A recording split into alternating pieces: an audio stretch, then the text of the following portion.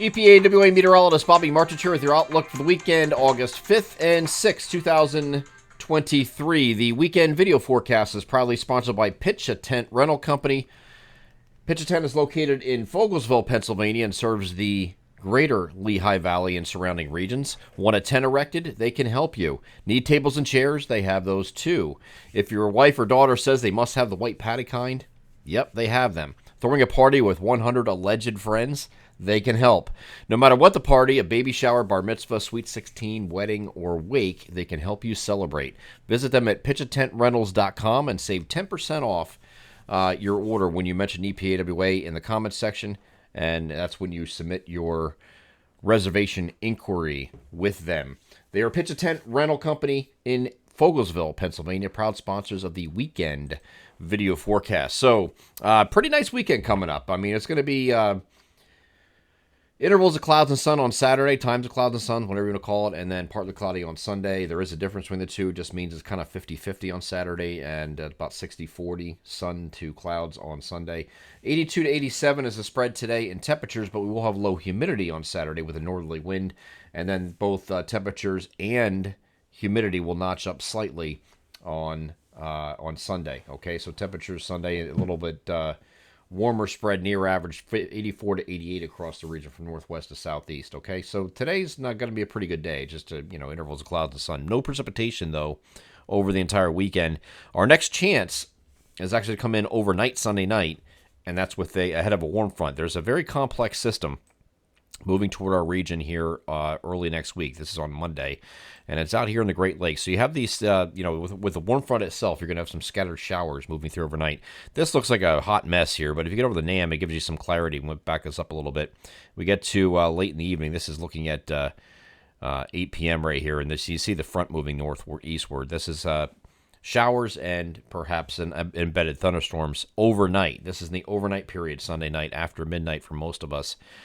So there's 10 o'clock right there, so it's not quite in our... It's getting in our southeastern areas either late evening or near midnight, and then moving northeastward from there. So by the time you get to Monday morning, the warm front is now off to the north and east like this, okay? So it's pushing off in this direction.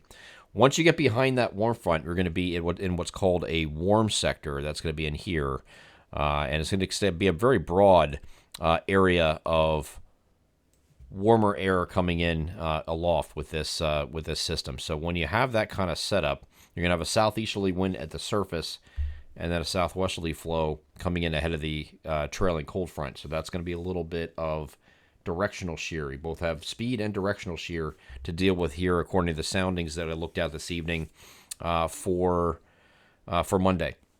So what does that mean? That means we could have some severe weather, all right? And that could be straight line winds. It could also be a tornado threat in this setup here. And some of the longer range models, or the short range models at max range anyway, are indicating that there is the chance for tornadoes with this system. And it makes sense in the synoptic setup that we're in. So I'll move this a little bit forward so you can see a little better idea. So this is Monday morning. It's now off to the north here with the warm front. So here's the area low pressure, very complex area low pressure here. And the warm front's going to be something like this. It's kind of goofy looking, but that's kind of like what it is, right? And then you have a cold front back here with this. So you get this whole big warm sector up in here coming through. So it's going to depend on speed of these fronts. If the front moves off to the north and we're solid in that warm sector, game on Monday, okay? So I don't want to read too much into it yet because we're kind of the max range of those short-range models, and they kind of do goofy things sometimes, like PDS tornadoes, like some I saw on some of the soundings. So it's probably not that kind of situation. But it's going to depend on how much instability we have to work with here on Monday, and if you have any breaks in the cloud cover. If you have some breaks in the cloud cover, the sun comes out, that's going to fuel this and make it worse, okay? Storm Prediction Center did have a slight risk over the majority of our region here from Monday, but here's where that first front comes through. You can see the scattered showers and thunderstorms solidly across Pennsylvania here in the afternoon as the cold front approaches with this system. And then once that moves through, we get a break, and then there's going to be a secondary front that comes through here on Tuesday. Tuesday is another chance for some at least isolated thunderstorms with the secondary front when that moves through. This is the system passing off to our north. It will have a secondary front with it, so there could be some isolated to scattered storms here in the forecast for Tuesday as well. But I think Monday is the day. Monday is the day we want to keep an eye on. Now, I don't have a daily forecast video that I do again on Sundays. This is the weekend video that covers both days. But Monday mornings be one you want to pay attention to. Okay, we are going to follow this over the weekend. If you follow me on Twitter, um, you just type in if you don't follow me on Twitter, EPAWA, I'll come up. It's you're following me, but it's I put my own little tidbits on there, and I work Sunday. Sunday I'm on call. I'm not on call Saturday. Sunday I am, so I will be able to post some things if I see some things that are going to be happening ahead of. So you don't have to wait to the Sunday night video for Monday to try to get some information.